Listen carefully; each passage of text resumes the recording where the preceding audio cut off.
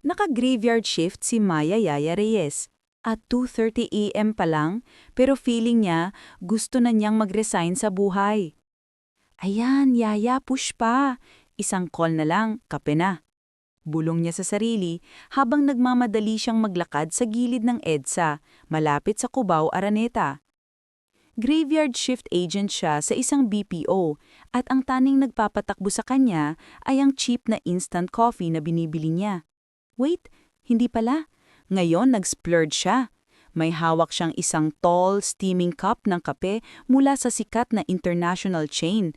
Finally, treat niya sa sarili niya. Konting luxury lang, Yaya. You deserve it, girl. Sabi niya habang humigop. Ang sarap.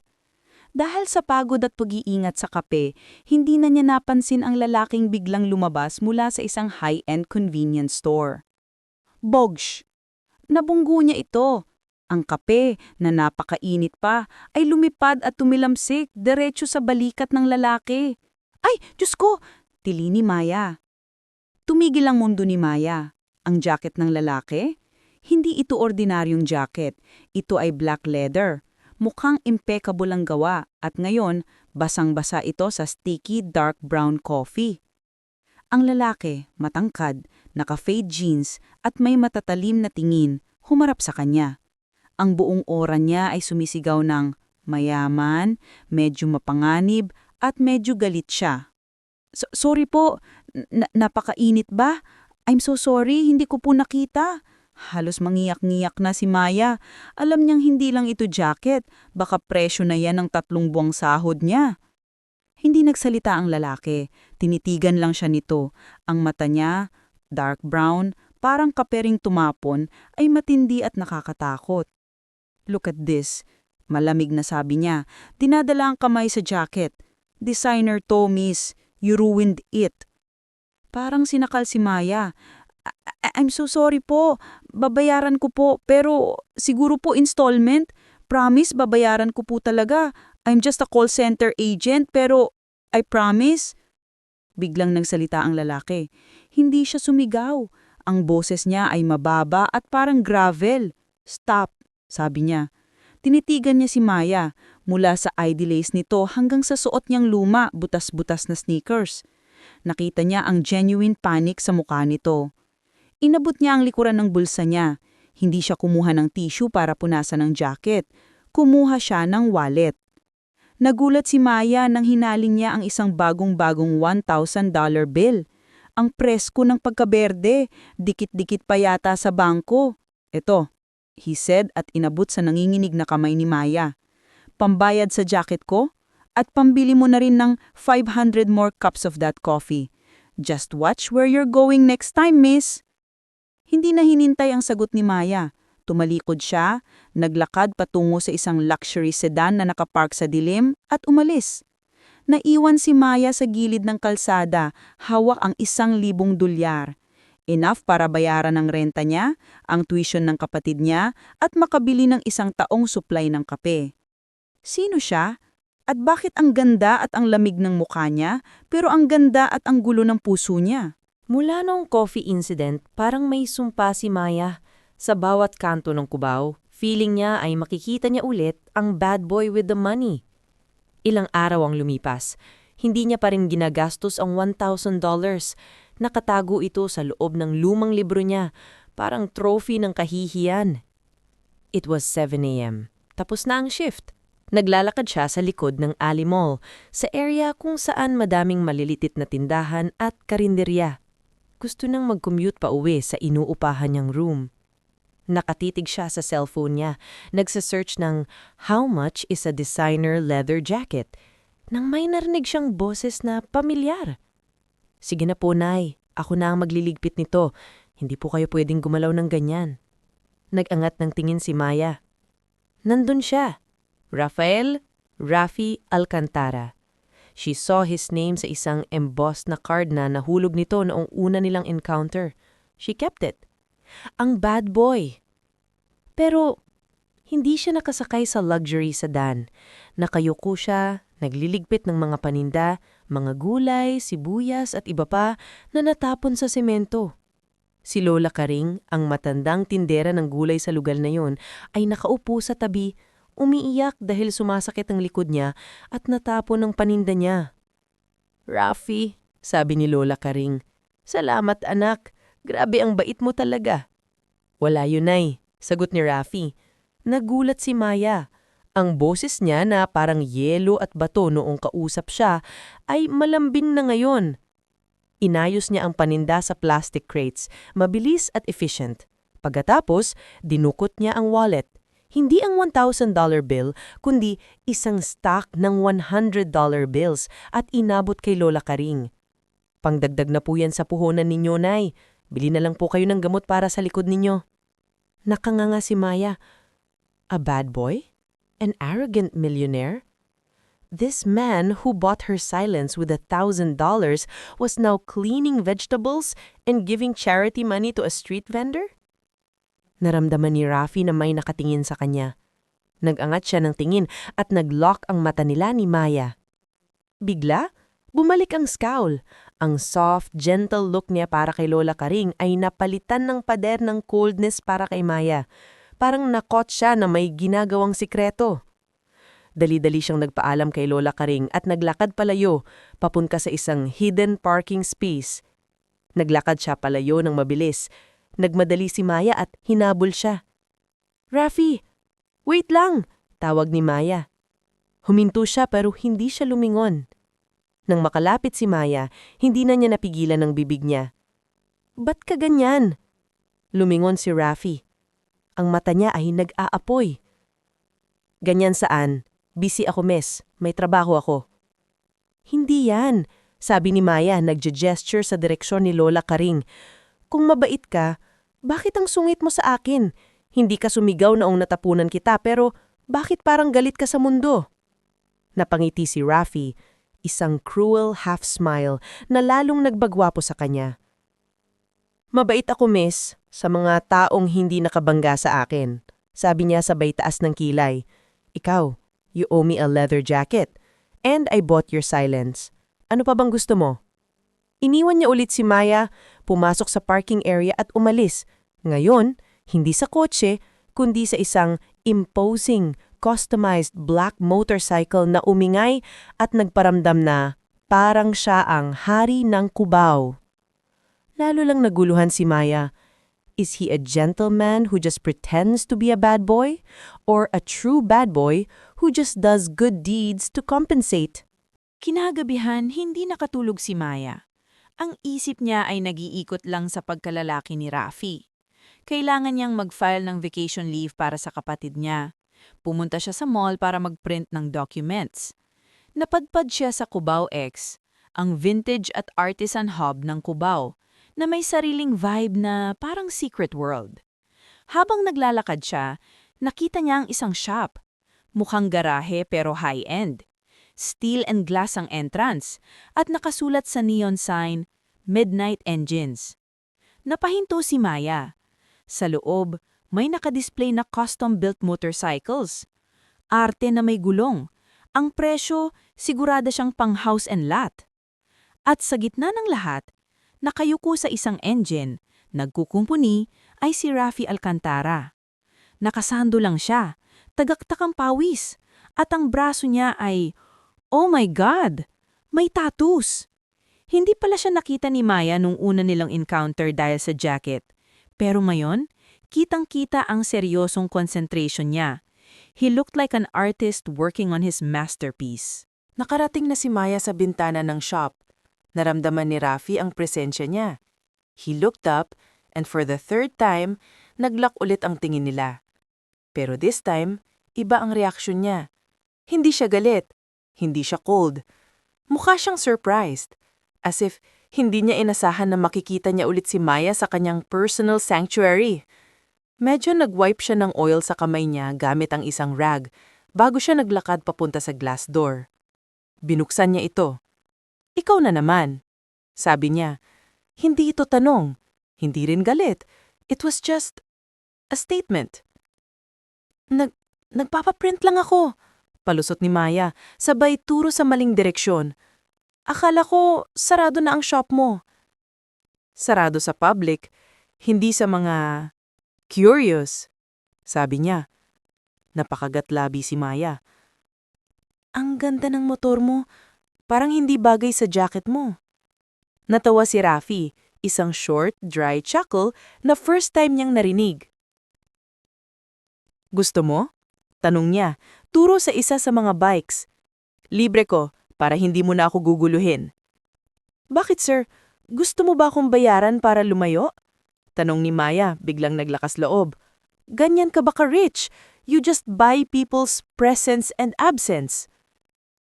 Naging seryoso ulit ang mukha ni Rafi. Nag-lean siya sa frame ng pinto at nag-hover ang malaking katawan niya malapit kay Maya.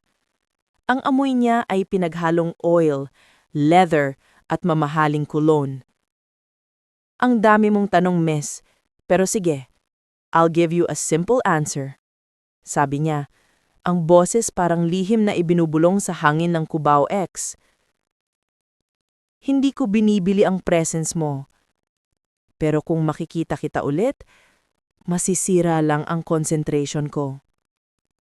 Biglang lumakas ang tibok ng puso ni Maya. Still rushing? Tanong niya. Ang tingin niya ay mas matindi na ngayon. Hindi nakasagot si Maya. Tumakbo na lang siya palayo. Pero alam niya na sa lahat ng misteryo ng Cubao, si Rafi Alcantara ang pinaka nakakaintriga. Halos hating gabi na. Pauwi na sana si Maya mula sa shift nang biglang bumuhos ang ulan. Isang malakas, walang awa na Cubao downpour. Walang masakyan. Punuan ang lahat ng jeep at UV Express.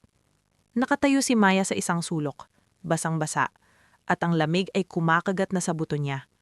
Pero hindi ang lamig ang pinaka-problema niya. Nakatanggap siya ng text. Bunsong kapatid. Ate, may lagnat ako. Sobrang taas. Wala si nanay. Pwede ka na bang umuwi? Natatakot ako. Nataranta si Maya. Ang bahay nila ay malayo pa at sa ganitong ulan, aabutin siya ng halos 2 oras. Kailangan niyang umuwi ngayon. Nagsimula siyang maglakad sa baha. Hindi na alintana ang putik. Sumasakit ang dibdib niya sa takot. Hindi siya pwedeng magkasakit ang kapatid niya.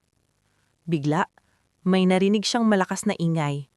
Ang tunog ng makina na pamilyar na sa kanya. Ang tunog ng isang customized na high-performance engine. Huminto ang malaking, itim na motor sa tabi niya. Si Rafi. Naka-hooded jacket siya at ang helmet niya ay may dark visor. Pero alam niyang siya iyon. Get in, sabi niya. Maikli at walang emosyon. Ha? Sabi ni Maya. Hindi, Rafi. Basa ako. Babasain ko lang ang upuan mo. I said, get on. Putol niya. Ang boses niya ay may otoridad. Mukha kang nagmamadali. Walang masakyan. Alam ni Maya na hindi siya dapat sumama. Delikado. Kaso, ang mukha ng kapatid niya ang nasa isip niya. Sumugal siya. Please lang, Rafi, sa Maligaya Street, Barangay E, dali lang, emergency. Halos maiyak na si Maya. Walang tanong, walang debate.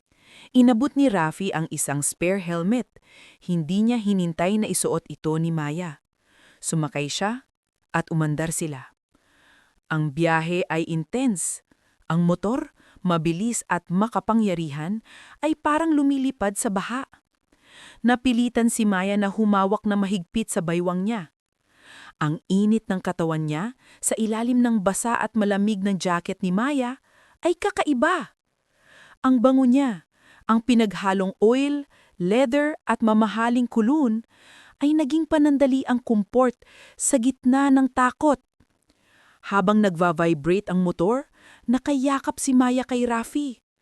Ang dalawang mundong dapat ay magkalayo ay biglang pinag-isa sa gitna ng baha at ulan ng Cubao. Hold on, Tyder. Utos ni Rafi, mas malamig kaysa sa ulan. Parang robot si Maya. Sumunod. Pero sa pagkapit niya, naramdaman niya ang solid na likod ni Rafi. Ang bawat galaw ng katawan niya. Sa unang pagkakataon, hindi lang siya bad boy. Naging safety siya. Pagdating sa bahay, nanginginig si Maya. Salamat Rafi. Hindi ko alam kung paano. Pero hindi na siya pinatapos ni Rafi. Nagpark siya at tinanggal ang helmet. Ang mata niya, seryoso, ay nakatutok kay Maya. Huwag kang mag-thank you. Bakit ka nagmamadali? Tanong niya, mas mahinahon na ngayon. Ikinuwento ni Maya ang tungkol sa kapatid niya. Ang pagod at stress ay sumabog at bigla siyang umiyak. Inabot ni Rafi ang kamay niya at hinawakan ng pisngi ni Maya. Hindi ito malambing, pero stable. Sige, puntahan mo na ang kapatid mo. Sabi niya, ang boses niya ay tender sa wakas. Tawagan mo ako kung may kailangan ka. Don't worry about the jacket, just get dry. Inabot niya ang cellphone niya at pilit na kinuha ang number ni Maya. Hindi na nagpaalam. Sumakay siya at umalis sa dilim. Naiwan si Maya. Hindi na $1,000 ang binigay niya. Ang binigay niya ay seguridad. At iyon, sa buhay ni Maya Reyes, ay priceless. Kinabukasan, galing sa ospital ang kapatid ni Maya. Maayos na. Pagkatapos nilang mag-settle, nag-text si Rafi. Simple. Okay na ba? Maya, yes Rafi, thanks to you. Safe na. Good. Meet me sa 24-hour cafe malapit sa shop ko mamayang 10 p.m. May ibibigay ako.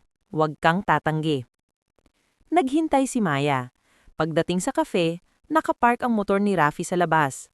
Nakaupo siya sa isang corner table, nagbabasa ng isang poetry book? Definitely hindi ito ang bad boy na nakita niya. Sorry, late ako, sabi ni Maya. Sit, sabi ni Rafi. Hindi pa rin nag-smile, pero less cold na siya. Inilabas niya ang isang paper bag.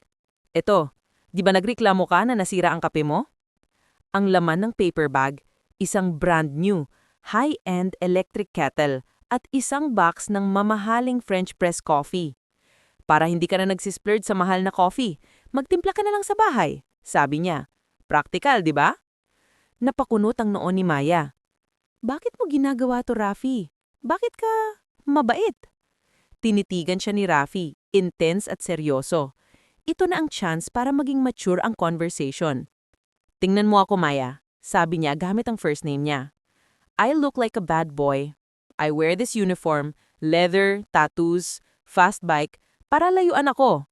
Para hindi ako pilitin ng pamilya ko na maging si Mr. CEO Alcantara sa real estate business namin. I run that shop because I genuinely love engines. That's my real life. But when I'm outside, I have to be Rafael Alcantara, the cold playboy with no feelings, para iwanan nila ako in peace. That's the only way I survive.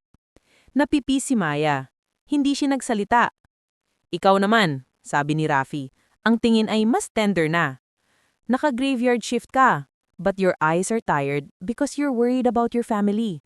You're trying to save money for your siblings' future. That's why I gave you the $1,000. I saw the desperation in your eyes. Hindi ako nagbabayad para sa silence mo, Maya. I was just giving you a breather. Naramdaman ni Maya na may luha na namumuo sa mata niya. Walang nakakaintindi sa hirap niya, kundi ang lalaking ito. Ang rich boy na dapat ay magkaiba sila ng mundo. Thank you, Rafi, for seeing me, bulong niya. You see me too, Yaya, sabi ni Rafi, gamit ang nickname niya for the first time. You see the real me behind the leather. That's why you keep coming back.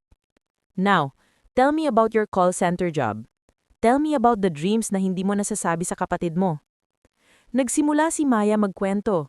Sa gabing iyon, hindi na lang silang dalawang estranghero. Naging dalawang kaluluwa sila na nagtatago sa kani-kanilang golden cage at cardboard walls, pero nag-uugnay sa gitna ng kubaw.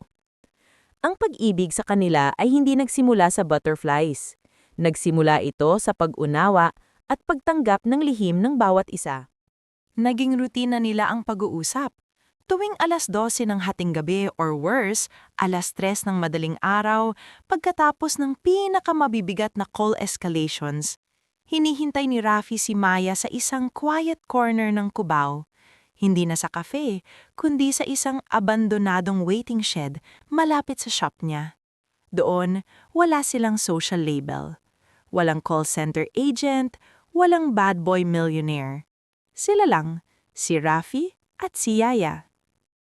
Isang gabi, sobrang down si Maya. Nag-viral ang recording ng isang call center agent na nagbastos ng caller at ramdam niya ang bigat ng trabaho. Umupo siya sa tabi ni Rafi, walang salita at sumandal sa balikat niya. Hindi nag-react si Rafi. Hindi siya nagtanong, hindi siya nag-joke. Hayaan niya lang si Maya na sumandal sa balikat niya. Ang muscle sa balikat niya ay matigas, pero ang init ay nakakapag-comfort. Ang hirap pala, Rafi. Bulong ni Maya. Ang boses niya ay basag. Parang kahit anong sipag ko, parang hindi ako makaalis sa Cubao. Parang stuck na ako sa shift na to. Niyakap ni Rafi ang balikat niya. Hindi ito flirty, ito ay proteksyon. Alam mo, Yaya, sabi ni Rafi, ang boses niya ay malalim. Ang tingin ng tao sa Cubao, magulo. Pero dito, nagtatago ang mga taong may puso. Ikaw, you work hard para sa pamilya mo. That's worth more than any corporate title na kaya kong bilhin. Ingangat ni Maya ang mukha niya at tiningnan si Rafi. Ang dilim ng gabi ay nagpapalabas ng soft light sa mata niya.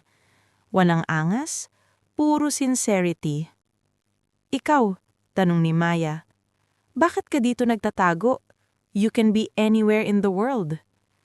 Dahil dito, sa garahe ko, wala akong apelido. I'm just Rafi, the mechanic. Wala akong obligation sa board of directors. Walang arranged dates. Dito, totoo ako. And for the first time, I don't feel alone. Kasi may kasama akong totoo rin. Doon, nagkaroon ng silent, intense understanding sa pagitan nila. Hindi na lang sila magkaibigan. Ang emotional intimacy nila ay mas malalim na sa physical attraction. Para kay Maya, si Rafi ang pahinga niya sa mundong magulo. Para kay Rafi, si Maya ang anchor niya sa mundong puno ng pretension. Nag-umpisa si Rafi na magbigay ng practical lessons kay Maya. Paano mag-invest ng maliit na pera, paano mag-negotiate ng salary increase. Si Maya naman, tinuturuan si Rafi ng street smarts at kung paano makipag-deal sa mga simpleng tao. They were each other's secret curriculum. Isang araw, sa BPO office, lunch break. Nagbabasa si Maya ng lumang broadsheet na naiwan sa pantry habang kumakain ng baon niyang kanin at pritong isda. Nasa society section ang pahina na binubuklat niya. Nakasentro sa isang high-profile gala ang balita. At doon, nakita niya isang malaking, glossy photo. Si Rafael Rafi Alcantara. Pero hindi siya nakasuot ng leather jacket. Naka-custom fit dark blue tuxedo siya. Ang hair niya ay maayos na maayos at ang ngiti niya, plastic. Pero hindi lang iyon. Nakaakbay siya sa isang napakagandang babae. Matangkad, blonde highlights at nakasuot ng designer gown na mukhang ginto. A perfect socialite. Ang caption ay nagbigay kay Maya ng stab of pain. Heir apparent. Rafael Alcantara, the famously elusive heir of the Alcantara Holdings, looking sharp with Miss Cassandra Cassie Del Rio at the annual CEO ball. Rumors suggest an engagement announcement is imminent, finally securing the merger between the Alcantara and Del Rio corporate empires. Para siyang sinampal. Merger. Engagement. Kaya pala hindi siya nakikita sa buong araw. May double life siya. Habang si Maya ay nag-aalala sa caller na binastos siya, si Rafi ay nag-aalala sa corporate merger ng pamilya nila. Biglang nag-sink in kay Maya. Hindi siya nagtatago. Nagtatago lang siya kay Maya. Nang gabing iyon, naghihintay si Rafi sa waiting shed. Nakapark ang motor, nakasandal siya sa pader, relaxed. Dumating si Maya, hindi siya sumandal. Tumayo lang siya. Hawak niyang magazine na may nakabalot na dyarno. Rafi, sabi ni Maya, ang boses niya ay matigas. Hey, Yaya, anong balita? Okay na ba ang calls? Ngumiti si Rafi, isang genuine smile. Inabot ni Maya ang dyaryo at hinagi sa lap ni Rafi. Balita? Ito ang balita, sabi ni Maya. Ang mata niya ay nangangain. Ang balita ay, you are not just Rafi, the mechanic who wants peace. You are the heir apparent who is about to secure a corporate merger. Kinuha ni Rafi ang dyaryo. Tiningnan niya lang ang picture. Walang denial. Yes, Maya, that's me. That's the life I was born into. Sabi ni Rafi, calm pa rin. At ako? Ano ako dito, Rafi? Your midnight side project? Your slumming experience sa Cubao? Is this just a midnight escape for you? Am I just a Cubao phase? Napuno ng sakit at inggit ang bawat salita ni Maya. Tumayo si Rafi, tinanggal ang helmet at hinawakan ang kamay ni Maya. No, Yaya. That woman, that life, that is the act. Ikaw, itong moment na to, ito ang totoo. I haven't even touched her. Pero hahawakan mo siya sa altar, tama? Putol ni Maya. Hindi tayo magkaiba dahil sa pera, Rafi. Magkaiba tayo dahil sa responsibilidad. Sa akin, pamilya ko. Sa'yo, imperyo mo. At sa huli, ang imperyo mo ang mananalo. Umiling si Rafi. Hindi, ikaw ang mananalo. Pero kailangan mo akong bigyan ng oras para ayusin tong gulo ng pamilya ko. Wala kang aayusin, sabi ni Maya at inalis ang kamay niya. Kailangan mo lang pumili. And I can't wait for a millionaire bad boy to choose a poor call center agent over an entire corporate empire. Goodbye, Rafi. Tumalikod siya at sa punang-unang pagkakataon, umalis si Maya ng walang midnight comfort sa Cubao. Ang bigat mang luha niya ay kasabay ng tunog ng motor ni Rafi na naiwan, mag-isa, sa dilim. Pagkatapos ng confrontation sa waiting shed, hindi na nagparamdam si Rafi at hindi na rin naghintay si Maya. Gusto niyang maging matapang. Pinilit niyang mag-focus sa trabaho, pero ang bawat oras ng gabi ay puno ng alaala ni Rafi. Ang bango niya, ang init ng likod niya, ang gentle confession niya sa Cubao X. Samantala, abala si Rafi sa midnight engines. Pero hindi siya nagkukumpuni ng motor. Nakaupo lang siya, nakatitig sa espasyo, habang ang mga tauhan niya ang gumagawa ng trabaho. Alam niya na hindi siya pwedeng mag-deny sa pamilya niya, pero hindi rin siya pwedeng mag-deny sa nararamdaman niya. Isang hapon, habang nag-aayos si Rafi ng ilang papeles sa shop, may pumasok. Hindi ito customer. Sila ay si Don Eduardo Alcantara, ang ama ni Rafi, at si Cassandra Del Rio, ang fiancé na nasa society page. Ang dalawa ay mukhang nakapili ng slumming outfit, designer clothes na medyo casual, pero ang tingin nila ay puno ng judgment. Rafael, sabi ni Don Eduardo, ang boses ay matigas at mayaman. What is this? Is this your version of a midlife crisis? Naglalaro ka ba ng mekaniko habang iniaayos ko ang buhay mo? Wala kang pakialam sa shop ko, Dad. Malamig na sagot ni Rafi. This is mine. This is my sanity. Ang sanity mo ay ang Del Rio merger. At iyan ay nalalagay sa peligro dahil sa mga distraction mo. Sabi ni Don Eduardo, sabay tingin kay Cassie. Tiningnan ni Cassie ang mga motor na parang mga basura. Rafael, I understand you need your space, but the family hired an investigator. Ang dami ng pictures ninyong dalawa. Hindi pwedeng pag-usapan si Mr. Alcantara at ang BPO girl sa social circles natin. Naiinis si Rafi, pero kalmado siya. Wala kang pakialam sa love life ko, Cassie. And this is not a BPO girl. This is Maya. And Maya is a problem, sabi ni Don Eduardo, ang boses ay tumataas. She is dragging the Alcantara name down. Kailangan mong tapusin ito ngayon, Rafael. O kaya, I will. Biglang bumukas ang pinto ng midnight engines. Si Maya. Sinundan niya si Rafi dahil gusto niyang bawiin ng $1,000 na binigay nito. Huminto si Maya sa gitna ng shop. Gulat. Ang apat na tao, Rafi, ang papa niya, si Cassie, at siya, ay naglock ng tingin. Nandito ka pala, sabi ni Don Eduardo, nag-smirk. Perfect timing. Rafael, ipakilala mo sa fiancé mo ang distraction mo. Dad, stop it, sabi ni Rafi at naglakad papunta kay Maya. Pero naunahan siya ni Cassie. Tiningnan ni Cassie si Maya mula ulo hanggang paa. Ang simpleng damit niya, ang ID lace niya, ang pagod sa mukha niya. So ikaw pala, sabi ni Cassie, ang boses niya ay sweet pero poisonous. I heard you work hard. Sa isang call center, tama? Grabe, I salute you. Napakahirap ng buhay. I can't imagine living on minimum wage here in Cubao. Naramdaman ni Maya ang init sa pisngi niya. Hindi siya galit kay Cassie. Nahihiya siya. Wala kang pakialam sa trabaho ko, sabi ni Maya. Oh, I care, sweetie. I care because you are threatening the future of two major corporations just because Rafael likes to play the damsel in distress rescuer. He just loves to rescue people, you see? It's his bad boy fantasy. Wala siyang sinisira, Cassie, sabi ni Rafi. Hinawakan niya ang braso ni Maya. Inalis ni Maya ang kamay ni Rafi.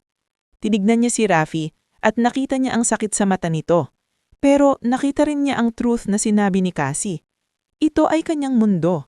At si Maya, outsider lang. Tama na, Rafael, sabi ni Maya. Hinarap niya si Cassie at Don Eduardo. Hindi na po ako babalik. Hindi na po kami magkikita. Tapos na po. Tinignan niya si Rafi. Goodbye, Rafael. Tapusin mo na ang merger mo. Hindi ko na kailangan ng coffee maker mo, o ang pera mo, o ang rescue mo. Tinalikuran ni Maya ang Midnight Engines. Ang luha niya ay pinipigil niya hanggang makalabas siya sa Cubao X. Umuwi si Maya sa apartment niya at doon niya binuhos ang lahat ng sakit. Hindi dahil sa nabasto siya ni Cassie, kundi dahil sa tinanggap niya na totoo ang sinabi ni Cassie. Si Rafi, naiwan siyang galit, frustrated at helpless sa loob ng shop. You happy, Dad? Sigaw ni Rafi. You humiliated her. Nagawa mo na ang gusto mo. Ngayon, pwede mo na akong i-marry sa kung sino man ang gusto mo. Hindi mo pwedeng i-blame sa akin yan, Rafael, sabi ni Don Eduardo, kalmado na ulit. You are not a boy playing with toys. You are an Alcantara. You chose your responsibility. Now face the consequences. Bukas aalis ka na ng bansa. Aalis? Ano nga alis? Tanong ni Rafi. May bagong project ang Del Rio sa Singapore. Ikaw ang magiging head, sabi ni Don Eduardo. It's time you act like an heir. 3 years, para mawala sa isip mo ang Cubao at mawala sa isip ng mga tao ang girlfriend mong agent. Walang choice si Rafi. Napilitan siyang sumunod. Alam niya na kung hindi siya aalis, hahanapin ni Don Eduardo si Maya at sisirain ang buhay nito. Para protektahan si Maya, kailangan niyang isakripisyo ang sarili niya. Nag-impake si Rafi. Hindi siya nag-text, hindi siya nag-call. Kinain niya ang lahat ng pride niya. Hinarap niya ang tauhan niya sa Midnight Engines at sinabi niyang, sarado tayo, long break, hindi ko alam kung babalik pa ako. Ang tanging ginawa ni Rafi ay bumalik sa waiting shed. Bandang 1:00 ng umaga, umupo siya sa pwesto nila ni Maya. Kinuha niya ang cellphone niya. Nagsimula siyang mag-type. Tama ka, napili ko ang imperyo ko. Hindi ako karapat-dapat sa pag-unawa mo. Patawarin mo ko. Tapos na tayo. Hindi niya ito sinend. Sa halip, nag-type siya ng bago, cold and final. Stop contacting me. Wala na tayo. This was fun, Yaya, but I have a life I need to get back to. You know where you stand. Nagdalawang isip siya. Pero para kay Maya, kailangan niyang maging bad boy ulit. Pumikit siya at sa gitna ng sakit, sinend niya. Umalis si Rafi sa Cubao, parang magnanakaw sa sarili niyang buhay. Habang nagmamaneho siya, ramdam niya ang bigat ng desisyon. He lost the only person who saw his true heart. At si Maya, pagkatapos niyang mabasa ang text, naramdaman niyang malamig na katotohanan. Wala na. Tapos na ang midnight escape. 1 buwan at 5 araw na ang nakalipas mula nang huling nag-text si Rafi ng cold and final message. Hindi na nagpunta si Maya sa Cubao X. Nagtrabaho lang siya, umuwi at natulog. Tanying ang pangarap niya para sa pag-aaral ng mga kapatid niya ang nagpapatakbo sa kanya. Ang pag-ibig, lalo na ang pag-ibig mula sa isang millionaire bad boy, ay isang luxury na hindi para sa kanya. Okay lang yan, Yaya, bulong niya sa sarili habang naghahanda siya para sa shift. Alam mo naman kung saan ka lulugar. Ang buhay mo ay hindi pang society page. Pambayad renta at pambiling gamot lang. Tinanggap na niya ang kawalan ni Rafi. Ang midnight calls, ang mamahaling kape, ang gentle confessions sa ilalim ng buwan. Lahat ng iyon ay parte ng kabanatang tapos na. Ito ang naging closure niya. Ang pagtanggap na ang Midnight Engines ay sirado na at si Rafi ay nasa Singapore na. Suot ang kanyang taksido, katabi si Cassie. Kaya ng gabing iyon, Lunes, habang nagaganap ang grand farewell party ni Rafi malapit sa Araneta, si Maya ay nakaupo sa kanyang cubicle, nakasuot ng headset at seryosong nakikipag-usap sa isang irate caller tungkol sa billing issue. Sa tingin ni Maya, ang pag-ibig niya ay isa lang billing dispute, imposibleng manalo. Wala na siyang balak na lumaban. Sa isang ballroom malapit sa Araneta Coliseum, sikat na sikat ang ilaw. Ang champagne ay umaagos at ang lahat ay nakafixate kay Rafael o Rafi Alcantara na nakatayo sa platform kasama si Don Eduardo at si Cassie. Naging matagumpay ang speech ni Don Eduardo tungkol sa Del Rio Alcantara Synergy at ang pag-alis ni Rafi papuntang Singapore. Handa na si Rafi na mag-speech, ang huling farewell bago siya umalis ng bansa. Hinarap ni Rafi ang mic. Nakataksido siya, pero ang tingin niya ay hindi kailanman naging parte ng Alta Sociedad. Salamat, malamig na sabi ni Rafi. Salamat sa inyong lahat, sa pagsuporta sa pamilya namin, at sa desisyon na umalis ako ng Pilipinas para mamunaw sa Singapore. Ngumiti si Don Eduardo, pero biglang nagbago ang ekspresyon ni Rafi. Pero, sabi ni Rafi, nag-ibang boses, naging matigas at seryoso. Hindi ako aalis. Nag-freeze ang ballroom. Nagulat si Don Eduardo at si Cassie. Rafael, anong pinagsasabi mo? Galit na bulong ni Don Eduardo. Ang desisyon na umalis ako, patuloy ni Rafi, inangat ang boses, ay hindi akin. Ito ay desisyon na sinubukan kong tanggapin. Pero hindi ko kaya. Hinarap niya si Cassie. Cassie, I apologize. You're a wonderful woman, but you are not my truth. Ang partnership na ito, ang merger na ito, ang pilit na buhay na ito, hindi ko kailangan. Tumingin siya sa kanyang ama, at doon niya sinabi ang kanyang revolutionary statement. Dad, ang pera, ang kapangyarihan, matagal ko nang hawak, pero ang kaligayahan, ang purpose, ay hindi makukuha sa corporate title o sa milyon-milyong deal. Nahanap ko ang sarili ko sa Cubao, sa amoy ng oil and gas, sa midnight engines. Tinalikuran ni Rafi ang kanyang ama at ang mic. Pero bago siya umalis sa platform, bumalik siya at kinuha niya ang mic. I believe in earning my life. Hindi ko kailangan ng pamana para maging Alcantara. Handa akong mamuhay ng walang pera ninyo, walang comfort ninyo, basta ba ako ang magdedesisyon sa buhay ko. At ang desisyon ko, mananatili ako dito, sa Cubao, sa buhay na pinili ko. Inihagis ni Rafi ang mic. Umalis siya. Galit na galit si Don Eduardo, umiiyak si Cassie at gulat na gulat ang lahat ng bisita. Nag-drive si Rafi papunta sa Midnight Engines, handang harapin ang lahat ng kahirapan at galit ng pamilya niya. Ang kailangan niya lang, si Maya. Kinabukasan, tapos na ang shift ni Maya. Pumasok siya sa BPO pantry, pagod na pagod, at kinuha ang lumang dyaryo para magbasa habang umiinom ng instant coffee. Hindi na siya nag-abalang tumingin sa society page. Alam niya ang headline, Alcantara Air leaves for Singapore. Ngunit ang unang pahina mismo ng business section ang bumulaga sa kanya. Headline, Heir apparent refuses $100 million post, chooses life of passion over Alcantara Empire.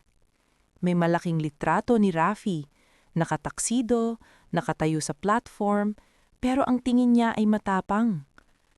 Sa isang shocking turn of events, ang Alcantara Holdings heir na si Rafael Alcantara ay nag-resign sa lahat ng responsibilidad sa pamilya, nagdedeklara ng independence sa kanyang ama, si Don Eduardo Alcantara. Sinabi ni Rafael na mas gusto niyang mamuhay ng simple at tututukan niya ang kanyang passion project, ang Midnight Engines sa Cubao, Quezon City.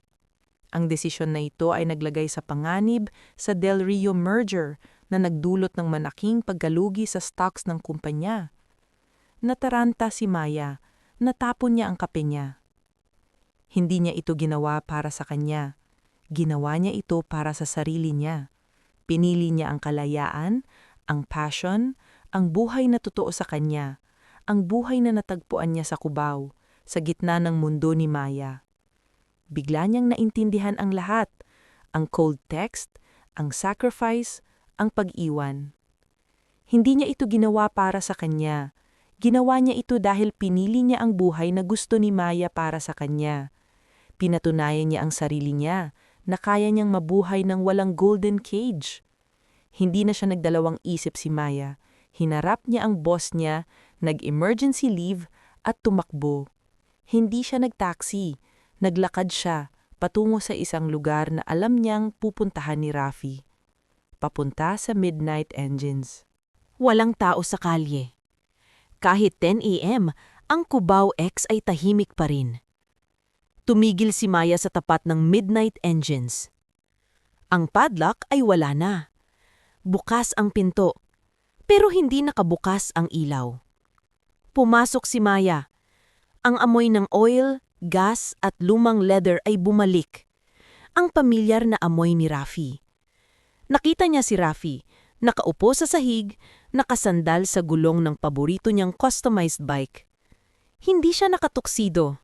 Naka-worn out jeans siya at plain t-shirt. Ang mukha niya ay puno ng pagod, pero may kakaibang peace sa mata niya. Parang hindi napansin ni Rafi ang pagdating ni Maya. Alam mo, Rafi said, his voice deep and raspy, parang matagal siyang umiyak. Ang shop na to, kahit kailan, hindi ako nakaramdam ng belonging sa buong Alcantara Empire kaysa dito. Hindi nagsalita si Maya. Hininga lang niya ang moment. Doon lang lumingon si Rafi.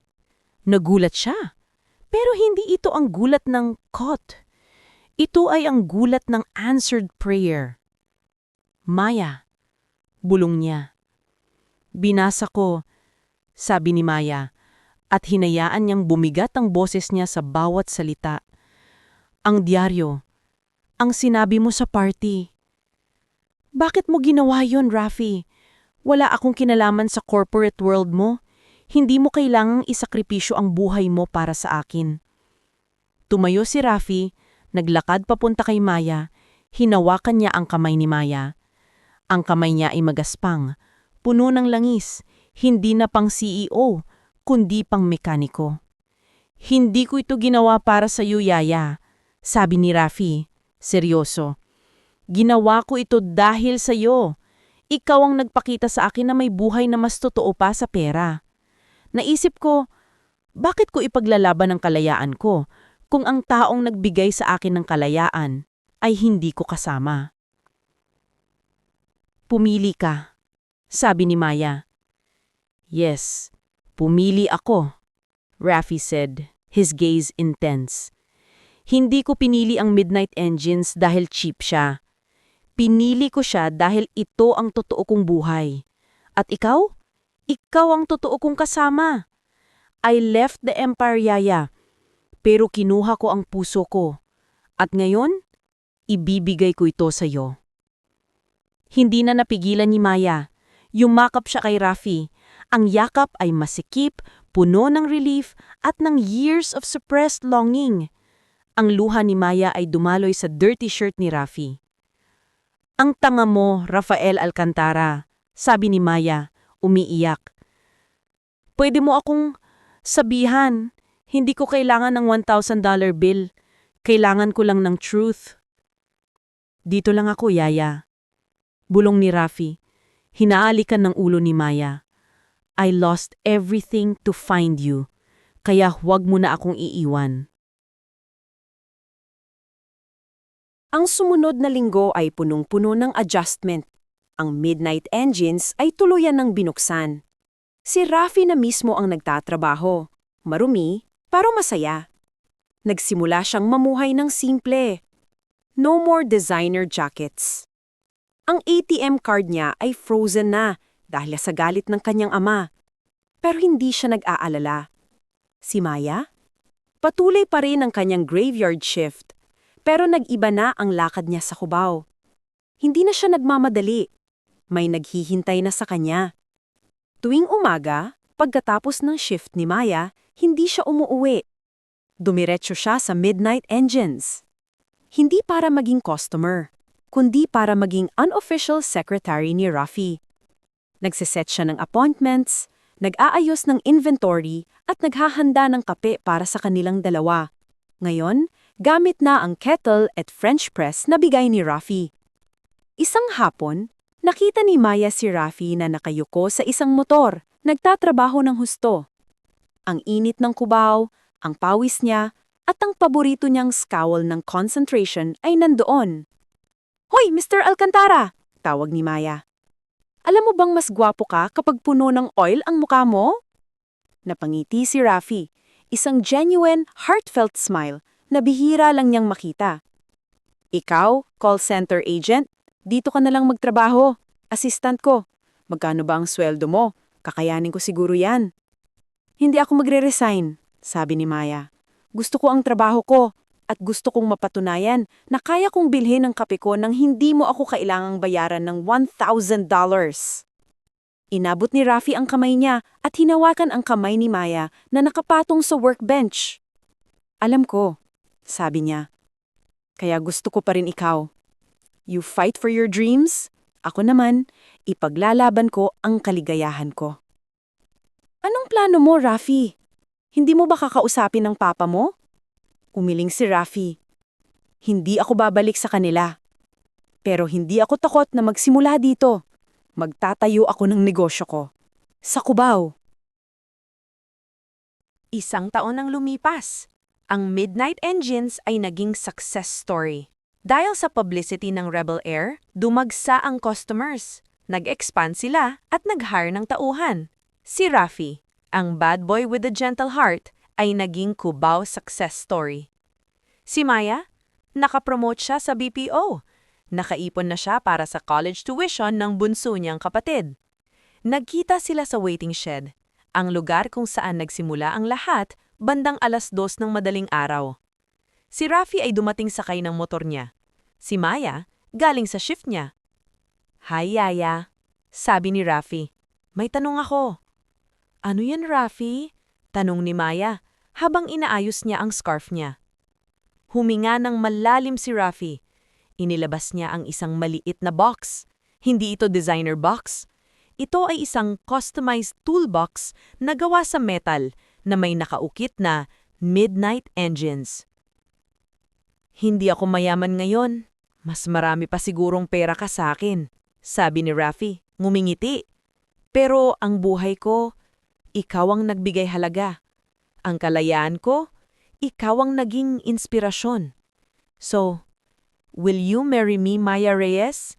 At gawin nating Midnight Forever, ang Cubao love story natin?" Dahan-dahang binuksan ni Rafi ang toolbox. Sa loob, nakapatong sa red velvet, ay hindi isang mamahaling diamond ring. Ito ay isang simpleng silver ring na may engine bolt design, simbolo ng kanilang pinagsamahan. Napuno ng luha ang mata ni Maya. "Yes, Rafi. Kahit sa waiting shed lang tayo ikasal, wala akong pakaalam sa yaman. Ikaw ang gusto ko." Sinuot ni Rafi ang singsing kay Maya. Hindi ito mamahalin, pero precious ito. Hinalikan ni Rafi si Maya, isang matamis at matagal na halik. Hindi na ito secret na halik. Ito ay halik ng commitment. Ang dalawang mundo, ang Cubao at ang millionaire heir, ay nag-isa sa isang simple at matibay na pag-ibig. "Huwag kang mag-alala, Yaya," bulong ni Rafi habang nakayakap sila. "Wala tayong mamahaling kasal. Sa Midnight Engines lang tayo mag-reception. Magluluto si Lola Karing." Tumawa si Maya, masaya at malaya. Ang bad boy na may gentle heart ay nahanap na ang kanyang midnight comfort. At ang call center agent ay nahanap na ang kanyang forever sa gitna ng bustling, magulo, at napaka-romantic na Cubao.